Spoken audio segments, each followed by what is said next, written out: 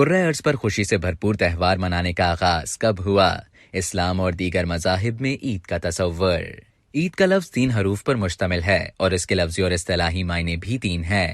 Number 1، عید کا لفظ عود سے مشتق ہے جس کے معنی واپس اور لوٹ کر آنے کے ہیں۔ چونکہ عید ہر سال واپس لوٹ کر آتی ہے اس لیے اسے عید کے نام سے موسوم کیا جاتا ہے۔ نمبر 2، عید کے دوسرے معنی توجہ کرنے کے ہیں، چونکہ عید کے دن اللہ تعالیٰ اپنے عاجز و بے بس بندوں پر رمضان المبارک میں کی گئی عبادات اور نیک اعمال پر رحم و کرم فرماتا ہے، انہیں اعزاز و اکرام سے نوازتا ہے، اس لیے اللہ عز و جل کی خاص عنایات، فضل و کرم اور خصوصی توجہ کی وجہ سے اسے عید کہا جاتا ہے۔ نمبر 3، عید کے لفظی معنی مسرت و انبساط کے بھی ہیں، چونکہ اس روز سعید اہل ایمان جشن مسرت مناتے اور خوشی کا اظہار کرتے ہیں، لہٰذا محاورتاً اسے عید کہا جاتا ہے۔ تاریخی روایات کے مطابق کرۂ ارض پر جشن مسرت یا خوشی سے بھرپور تہوار منانے کا آغاز اس روز ہوا جس دن حضرت آدم علیہ السلام کی بارگاہ الہی میں توبہ قبول ہوئی۔ گویا یہ دنیا کی پہلی عید تھی جو اس خوشی میں منائی گئی۔ دوسری عید یا یوم مسرت اس وقت منایا گیا جب حضرت نوح علیہ السلام اور ان کی امت کو طوفان سے نجات ملی۔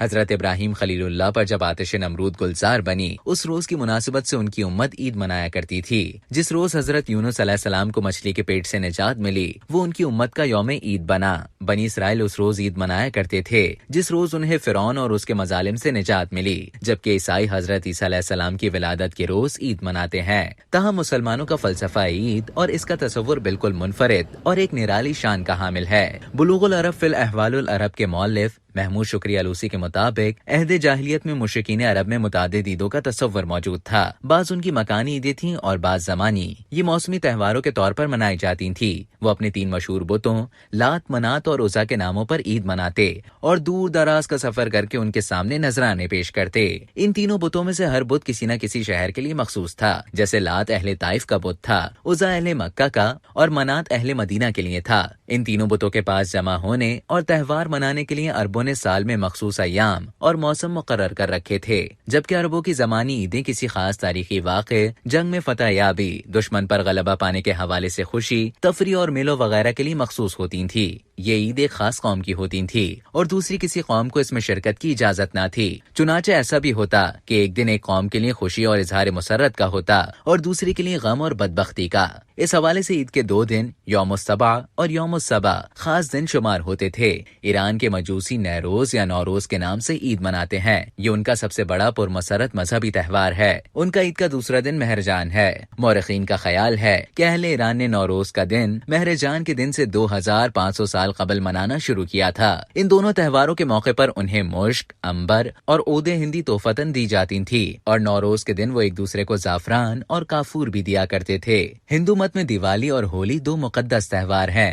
دیوالی کا تہوار شری رام بھگوان کی یاد میں منایا جاتا ہے اور اس موقع پر دیے وغیرہ جلائے جاتے ہیں، جبکہ ہولی ہولکا ماتا کی یاد میں منائی جاتی ہے۔ اس روز اس مذہب کے پیروکار ایک دوسرے پر رنگ وغیرہ پھینکتے ہیں۔ الہامی مذاہب میں عیسائیوں اور یہودیوں کی عیدیں مقدس مذہبی تہواروں کے طور پر منائی جاتی ہیں۔ معجم البلدان کے مؤلف یاقوت حموی کے مطابق نصارہ کی 14 عیدیں ہیں، 7 بڑی اور 7 چھوٹی۔ بڑی عیدوں میں بشارت اور زیتونہ شامل ہے۔ یہی عید الشانین، اس کے معنی تسبیح کے ہیں اور اسے وہ روزوں کے 7ویں اتوار کو مناتے تھے۔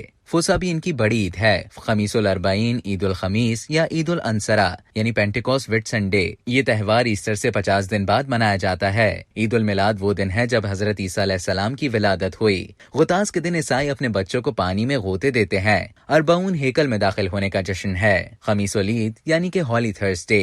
سبت النور ایسٹر سے 1 دن پہلے منایا جاتا ہے۔ عہد الجدید ایسٹر سے 8 دن بعد منایا جاتا ہے۔ تجلی عیسائیوں کے عقیدے کے مطابق اس دن حضرت مسیح علیہ السلام نے آسمان کی طرف اٹھائے جانے کے بعد اپنے شاگردوں کو جلوہ دکھایا تھا۔ عید الصلیب بھی ان کا مقدس مذہبی تہوار اور عید کا دن ہے۔